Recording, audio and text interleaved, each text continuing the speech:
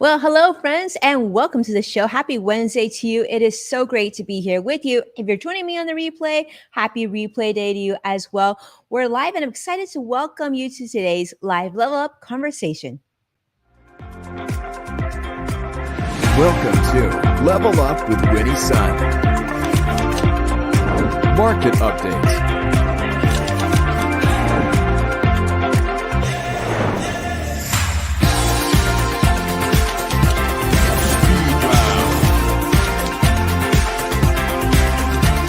Award-winning financial pro. Get ready. I present to you Level Up with Winnie Sun. Well, hello, friends. I see Joshua joining us on YouTube Live. Thank you so much, CrossX Fighter, for being here today. I am Winnie Sun, your host, Forbes contributor, CNBC Council member, and award-winning financial pro, here to keep you on top of all things trending business news. But as you know, what makes our show really special is that we are live. We're going live on multiple social media platforms. So wherever you're joining me from, welcome to the show. Feel free to jump in. Let me know where you're joining us from, how you're feeling today. We've got a lot of news today, but most important, I want to know how you're doing. And that's what makes it special, is that you're part of the conversation. So we're going to be sharing feedback throughout the show. So definitely, let us know how you're doing. Want to say a quick hello also to Vicky Garvey joining us from Facebook Live. Thank you so much, Vicky, for being here as well today. I know we got a chance to correspond earlier today on Twitter. Always a treat to have you here with us. Now, let's start with how the market closed. I wanted to do this because today we actually had good news. Now, some of you know that we usually do In the Loop, a different show on Wednesdays, but because my co-host, Greg, is actually at the airport on his way traveling now. So we decided to do Level Up today. And what makes it important is we want to keep you on top of business news, but also keep you on top of how the market closed. So the Dow closed up 436 points today. The Nasdaq closed up 246 points, and the S&P 500 also up 71. Now, this is really good news because we had a triple up day. We haven't had a day like this in quite some time. In fact, the last 3 weeks have been pretty choppy. Now, the reason why the market did better today, you might say, well, is it because Apple had their big announcement? Well, possibly. Maybe people felt good about it. But more importantly, people are seeing and watching things like interest rates. They're looking at oil prices, and they're feeling like perhaps there's gonna be a little bit of concerns of inflation, but maybe things will be getting better sooner rather than later, because people are very, very nervous about where interest rates will be, because if things continue to increase in price, then the Fed has no reason not to be increasing interest rates, and investors definitely want that to cool down a bit. Now, as you know, the big news today, and something that I know many of you are watching also, is that today Apple had their grand fall announcement. This is the announcement they have each and every year around this time of the year, where they talk about the new Apple products, namely the new Apple iPhone and the Apple Watch and the new AirPods Pro. So today was a big day. For those of you who maybe are iPhone users, even those who aren't iPhone users, I think there was a little something for everybody, because it's been some years in the pandemic where some of the new technologies seemed like they were just refreshes of what was already available. Today was one of those days for Apple that I felt like they really said, hey, we decided to come in with some new products, some new things to show you, to really get you excited. And normally we'd be excited about the phone, but this year, not only was there a big phone announcement, but there was also a big watch announcement. And of course, it was an announcement on the AirPods Pro too, but I think the phone and the watch were really, really impressive. So we're talking about the new iPhone 14 as well as iPhone 14 Pro Max. And I guess they come in two different sizes. And there's one that's like almost 7 inches, which is the Max, which is the bigger phone, which will give you more screen if you're watching movies, or if you're doing business or checking emails. You'll just have a little bit more screen area. They're talking about revamped battery, a lot of new technology. But the thing that makes me super excited about the new iPhone is the quality of the camera and its capability in terms of video. But also, and this is a big one, Apple definitely was very much focused on safety features this year, in terms of if you were in a car accident, or if you're somewhere where there isn't cell signal, like how do you reach someone to get help? And so Apple's products, whether it be the Apple Watch or the Apple phone, they really took this into heart, and they really, made this a big part of their launch. Now, I'm curious because I know Vicky, we talked about this on Twitter, and Joshua, and I know Sadiqa as well, of some of these features that Apple is laying out.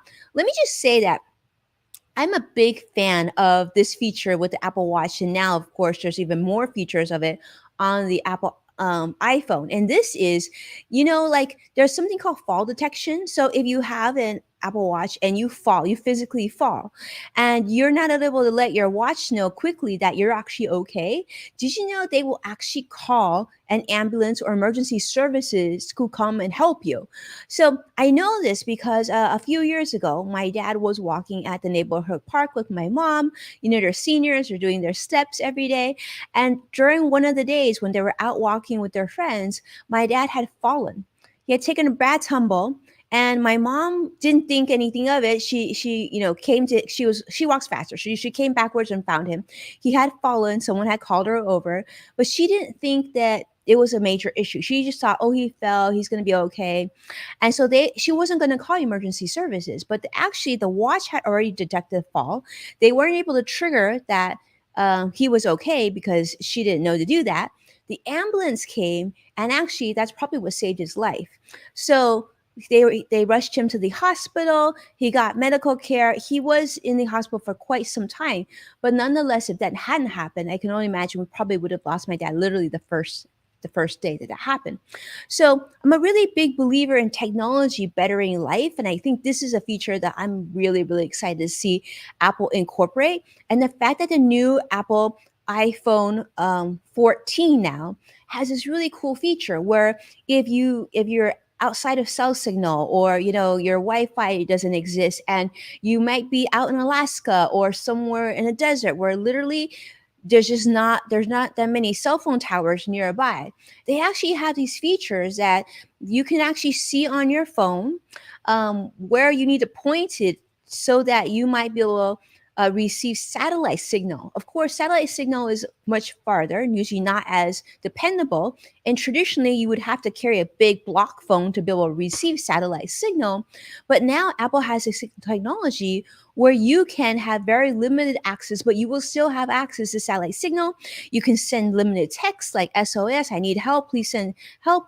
It'll send a signal of where you're at. So it's really cool. It's really, really cool. So I'm really proud of Apple for doing that. They could have competed against Google and Samsung for a foldable screen, for other things, maybe a better camera, maybe better color. It could be a lot of more what we call, I would say, more some of these are like more vanity features. But the fact that they're focused on safety, I love that. And for that alone, I would say I give a huge applause to Apple for that.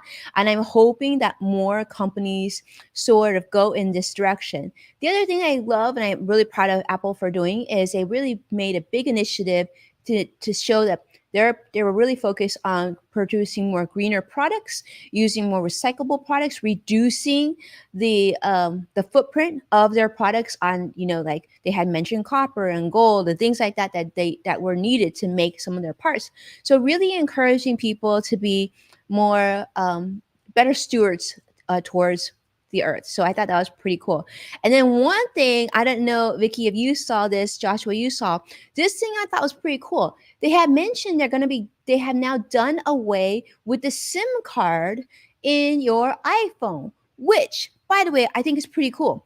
Because one of the things that they said is this way, you can actually change the carrier that you have online, even if you don't have Wi-Fi signal. You can do this online. And if someone were to steal your phone, they couldn't use it because there's no SIM card slot in there. So hopefully this will also prevent people from stealing phones and maybe being better at returning phones. I don't know. One of my best friends just lost her phone at Costco when she was shopping. And so I shouldn't say it was stolen from her pocket when she was shopping at Costco. So hopefully things like that will be much better. But these are the things that really stood out for me. And I'm sorry that Greg couldn't be with us today. And I would love to have gotten his feedback on that. But those are things I think make me as a consumer happy. I love it when products try to make our lives a little bit easier, but they're thinking about things that I might not have even thought about, right? Like the satellite signal and some more that if like that would have been like a nice wish list, but I probably wouldn't have thought that that's something that all the phones would have. I mean, that seems like a really strong stance. Also, the fact that there's a lot more health decisions being made to the iPhone. But let's also talk about another thing that I got really excited and I wanted to make sure that was on your radar. Now, just on the iPhone, it comes in 6.1-inch screen. And it comes with the big, the larger screen, so it's a little bit easier. And I want to say this before we move to the watch. So the iPhone Pro. So the iPhone Pro, and a lot of people are looking at the 14 Pro. Price wise, it's actually they said it was the same as it was last year. So it's going to start at about $1,000, and then the bigger model is going to start about $1,100. So I think that's good news too. So if you feel like you missed out on last year's model and you're like, well, what if last year was cheaper and I should just gone last year? Well, the good news, they didn't increase the price. So it's going to go out for pre-order starting this Friday, and then they'll be shipped out, I guess, next week. So this is on your radar. I think this is pretty cool. A lot of other features, of course, video features, phone features is something called Dynamic Island, which is pretty cool. You have to check that out. You can check that out on the Apple website. This brand new chip, which is an A16 Bionic chip, which I'm sure Greg could tell you a lot more than I can. But this sounds really cool too. And I guess it makes it so much more powerful and it's able to power a lot of the features that are coming about too. And then I guess on the Pro, there's a 48 megapixel camera. That sounds pretty awesome. I mean, I'm excited to see what we can do in terms of video and photography with that. Better low light photography. It just seems like they really hit a lot of the notes and then more some. So that makes me very, very excited as a consumer. And I will tell you from my standpoint, this is probably a no-brainer. I'll probably be upgrading my phone. My phone's pretty old. And so I think it's time. I think it's time for a new iPhone. And so I'm so curious to see what you think, Vicky. Curious to see, I know you're a fellow iPhone fan, if you're going to be getting one, or are you going to wait for the next one next year? Now, another thing that I was actually tweeting some people about during the Apple event was this, and I thought this was interesting. So, as someone who has an Apple Watch, my Apple Watch, I think, is a 3. So it's one of the earlier ones. And I never felt like I needed to upgrade my Apple Watch. It's worked fine, right? It does what I need to do. It's a great tool. I'm able to receive texts, receive phone calls. It's just a very convenient tool. I use it for Apple Fitness. I love it for that. But I never felt like I needed to upgrade my watch because it did everything I needed to do and then some, right? Well, now this year was the first year that Apple really seemed to how should I say, completely revamp their Apple Watch. Now, once again, they're coming up with the Apple Watch. The new Apple Watch looks pretty cool, right?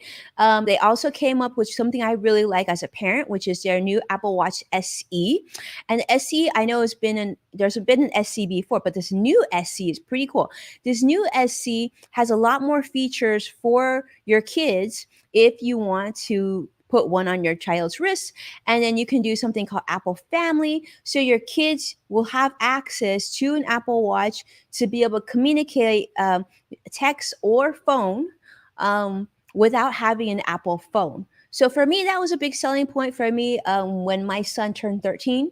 I decided I didn't want him to have a phone just yet. I didn't think he really needed it yet, but I did get him an Apple Watch. And so that enabled him to make phone calls and to respond to texts and not lose his Apple phone because he doesn't have an Apple phone. So, but now they are revamping that again. So many more features. And I love this. I feel like they actually kept the price the same or actually lower. I actually think the price went lower.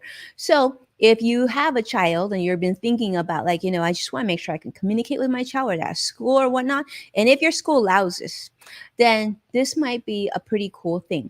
Now, the new watch, I will say, though, that is really exciting, got a lot of people buzzing up on social media, was this new watch called the Apple Watch Ultra. Now, this is sort of like their brand new high-end Apple Watch. It has a brand new design. It has a bigger screen. It has a titanium case. And it's really, really awesome if you're an outdoor athlete, let's just say. For me, it's kind of a nice to have. I don't think it's a need to have. but for you, maybe it is. I'm curious to see if you're watching, if you feel like this is something you actually absolutely have to have. For me, it's just like, it's cool and it looks nice. I don't know that I'm going to dish out the money. Now, this is going to cost you about $800. Okay. It's going to be available, I guess, on September 23rd. You can pre-order it again. You can actually pre-order it. I believe you can pre-order it today. But what this allows you to do is, this is just a much fancier watch. Like, this allows you to do deep diving with it, when you can swim with it. It has a really cool compass. And I guess a lot of the buttons you can use while you're wearing gloves, which I think would be really helpful if you're skiing or you're somewhere else, where, like, it's just a lot easier to utilize. And I guess there's a lot more cool features to this. I don't know all the features, but I think they're really cool. But most importantly, I think it looks really, really cool. Now, for me, I'm not sure that this is something I'm going to get, but I'm curious if this is something that you think you're going to get or you want to get. Certainly, those straps look really, really fun, right? So it comes in like the Alpine Loop, the Trail Loop, and the Ocean Band. I guess depending on your sport of choice, one of these may make more sense for you than others. I don't know. It's pretty pricey, so I'm not sure this is for me. But a lot of people on social media definitely said they absolutely want this. I'm so curious to see what you all think. Yeah, I'm with you, Vicky. I think the square shape does look quite nice. It definitely looks much more rugged than obviously my older Apple Watch, and I think the other Apple Watch. But yeah, I like it. I like the features. I think it's a really smart feature. I'm just not sure about the price. But for some people, I think that probably won't be an issue. So I can still see a lot of people picking this up alongside with the brand new phone. But yeah, Apple event today. If you didn't know, it was trending on social media. You can check on Twitter, do a hashtag search for Apple event. Obviously, check Apple's website at apple.com. Lots of information. But basically, the net is a lot of the items that we discussed today, you can actually buy as of today online and pre-order them online. And I guess the Apple iPhone, most of them you can order on Friday. I think there's one you can't order until October, but most of them you can order this Friday, and you just got to wait for them to ship it to you. And by the way, I'm going to add this. For those of you who have parents, who have your parents or family members who are senior citizens, I want to tell you about something that's really, really cool that I learned. So, one of my clients actually, they're not the most tech savvy, a little bit, they're in their 80s. What you can actually, one of my clients, the child, adult child, called Apple, ordered the phone. I think they ordered it online, actually. They ordered it online, but they arranged for someone to come to their parents' house, visit them in the backyard, and set them up on their brand new iPhone, help them transfer all the data over and everything. So I know sometimes, especially those of us who are the sandwich generation, and we're taking care of our parents or senior friends and neighbors and whatnot, and the idea of handling some of their tech needs can be a little daunting, right? Well, Apple has made it really easy. So this comes of no extra cost, super easy to set up. They even bring the phone with them to the house. But yeah, you can actually order the phone online and arrange for that white glove service of having someone from Apple go go to the house or office of the person who's going to have this brand new phone, and they will help them transfer all the data and set everything up so that you don't have to, and everybody's taken care of. So it's kind of exciting. So I want to tell you that. I didn't know it was available. I love that feature, and definitely in the future I'm going to be utilizing when my mom ordered her new phone this week, because she's been waiting for years now. So I can't wait to tell her about this. All right. So next story that I'm going to talk to you about, and I thought was interesting, kind of builds on this whole house call thing, is coming from CVS. Now, CVS just announced this week that they're going to be buying Signify Health, which may not make a lot of news to you, but it's important because Signify Health is sort of an at-home healthcare provider. So they're spending $8 billion, CVS is. I guess the pandemic has certainly benefited CVS quite a bit. So they're going to buy this company. And why that's important to know is I really want to put this on your radar, because we've talked about things such as the pandemic. We've talked about long COVID. We've talked about the fact that here in the United States, because of the pandemic, life expectancy has dropped dramatically in the last 3 years. And because of it, it also means that more people will probably have healthcare needs. And if you've ever helped someone, maybe a grandparent or a loved one or a neighbor, and as people get little bit older, it's harder to go to the doctor and get healthcare as easily as if it was you, or if you're in 20s and 30s and 40s or 50s, when you're still like, everything's just easy. Get in the car, you go to the doctor, no big deal. Well, this is actually a big thing. So now CVS is saying, like, we are seeing where the puck is going. We see this as a future, more dramatic need, and therefore we're going to do this. So CVS has now bought Signify, and so what they're saying is, yes, there's a lot of competition in the retail sector, but healthcare is super lucrative and a very, very big industry, and we actually think this is actually going to be even bigger. And I imagine part of this was just knowing that because of the pandemic, seeing long COVID, this is their target audience, right, at the pharmacy, and just making that projection of, more people are going to need healthcare options, more people are going to need help, and therefore we just want to get ahead of this. So I thought we want to pay attention to it. That's, I think, is a really, really big trend. And you're seeing more of that. I mean, you're seeing Apple make these decisions on, health decisions and features. And now you're seeing this with CVS as well. So there's a lot of interesting trends that we're seeing in the financial markets, where if you're paying attention, you can relate this to how you're making business decisions for yourself, right? All right. Next, and my last share for today is something that you may have been hearing about, but if you haven't, do know that this is a thing and it's been trending on social, and this is something called quiet quitting, right? So CrossX Fighter, Joshua, let me know if you heard of quiet quitting, or anybody else who's tuning in. Quiet quitting. Now, if you haven't heard of quiet quitting, you might be asking, what in the world is this? Does that mean someone really, really quiet and they just quit their job? No, it's actually nothing like that. I almost feel like you shouldn't be call it quiet quitting. But what it is this new trend. As you know, during the pandemic, things started to change. A lot of people started working from home. They changed the way they were working. Maybe they didn't go out as much. And they were just working really hard to keep their jobs and to help their companies continue to stay afloat. Well, things have changed quite a bit. Now, this is a trend where younger employees in particular, but it's not just younger employees, like a lot of employees, but in particular, younger employees are now, instead of just quitting their jobs, they've actually, I kind of call it like proactive pulling back, I should say, because what they have been doing is they're just not going above and beyond anymore. They're not putting themselves out there like working longer hours. They're not like trying to like just, step on the gas and get to their deadlines more quickly.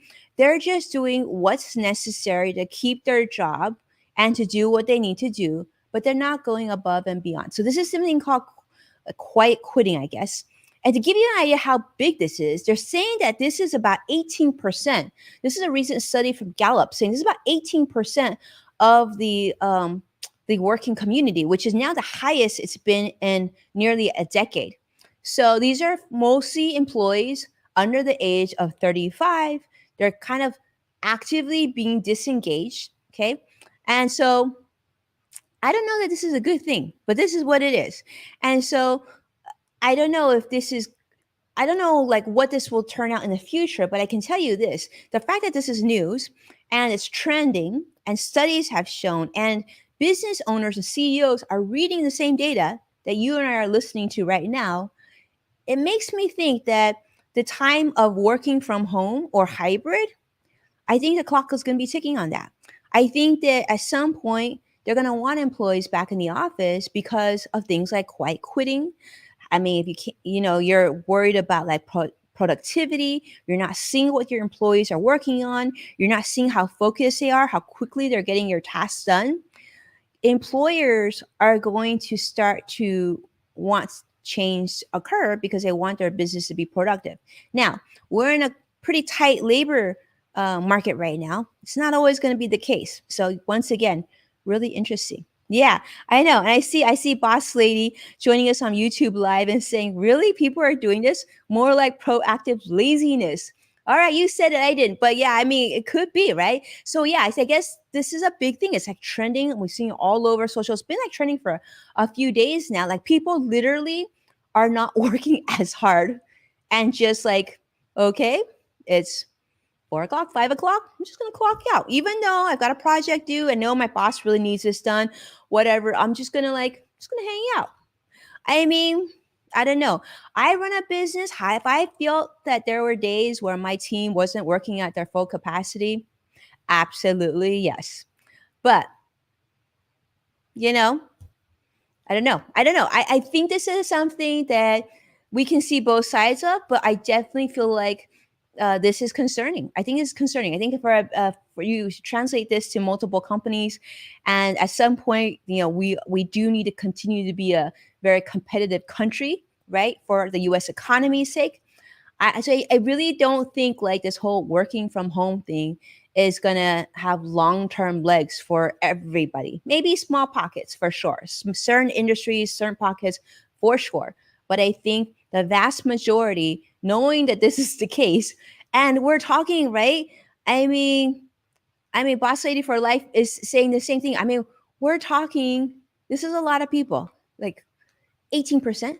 Like that's 18% of the employee base. I'm guessing that's actually probably even bigger. And I know that because sometimes when you reach out to your employee, and I've done this, and I don't get an answer for like an extended period of time. And you're like, so what are you doing? And I've heard that from many of my business owner friends who say, yeah, sometimes like I just don't know. I don't even know. Stuff definitely doesn't get done as quickly as it was before. So another trend. We'll see what happens to that. But I just thought I would share that with you. And I see Sadiq joining us. It's great to have you here with us as well, Sadiq. But that's something. It's called quiet quitting. But I'm not sure why it's quitting. I mean, you're like basically not really working to your full capacity, but you're still collecting a paycheck and you're still getting benefits. So maybe that's a little unfair. But anyhow, it is what it is. They're saying that the trend is supposedly more so in that under 35 group. And they're also saying that it does seem like based on a study that women and other underrepresented groups don't feel like they're quite quitting as much. And they're still enthusiastically participating in work activities. So I don't know. It could be just like one group. It could just be that. We'll continue to follow the story for sure. I'll let you know as we learn more. And of course, we're going to bring you more interesting and important business financial news for you later on this week. So thank you so much, my friends, for tuning in today and watching, supporting our program, participating, sharing your thoughts. I love seeing your comments. And of course, do me a favor, take a moment to share this show with someone that you care about, share it on social media, and do me a favor and tag me so I can properly thank you. And as a reminder, you can find full episodes of Level Up with Winnie Sun on NASDAQ, Amazon Fire, and Roku. And please check out Yes Factor with Winnie Sun on Apple Podcasts or wherever you tune in. And that's a project I've done with LinkedIn, the LinkedIn Podcast Network. And of course, check out my brand new course on LinkedIn Learning as well. And with that, be well. I can't wait to see you again tomorrow. Take care now.